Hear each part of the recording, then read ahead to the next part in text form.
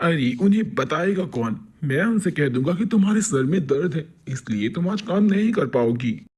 अर्जुन सुबह ही अपनी माँ से जाकर तबीयत के बारे में बताता है तपस्या की। और अब मजबूरन सरस्वती अपनी बेटी से आलू मटर की सब्जी बनवाती है, क्योंकि अगर वो आज आलू मटर की सब्जी नहीं बनवाती तो घर वाले उस पर सवाल करते।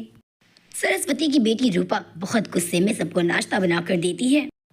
सुबह का नाश्ता तो जैसे तैसे रूपा ने बना दिया, लेकिन दोपहर के खाने के लिए वो अपनी माँ से झगड़ा करने लगती है। बेटी रूपा, बस एक दिन की बात है, उसके बाद तेरी भाभी ठीक हो जाएगी और वो रसोई दोबारा से संभाल लेगी। बस एक दिन बेटा तू रसोई संभाल ले।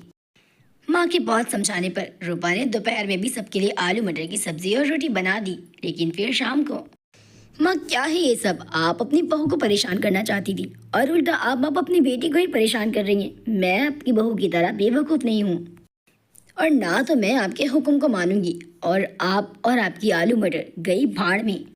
जलन आपको थी भाभी के खाने से, मुझे नहीं। और आपको गिराना था पापा और भैया की नज़र में भाभी को, मुझे नहीं। तो आप मुझे टारगेट अपना क्यों बना रही हैं?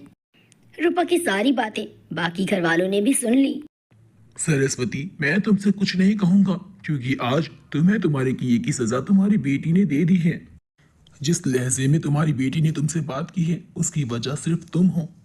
हमें हमारे बच्चों के दिल में प्यार भरना चाहिए, ना कि किसी के प्रति नफरत। तो इसीलिए तुमने जो बोया है तुमने वही काटा है। सरस्वती को अपनी गलती का एहसास होता है और सरस्वती जाकर अपनी बहू से माफ़ी मांगती है। अपनी भाभी से अपनी माँ को माफ़ी मांगता देख रूपा भी अपनी माँ से माफ़ी मांग लेती है। देखा सरस्वती, जैसा करोगी वैसा ही भरोगी।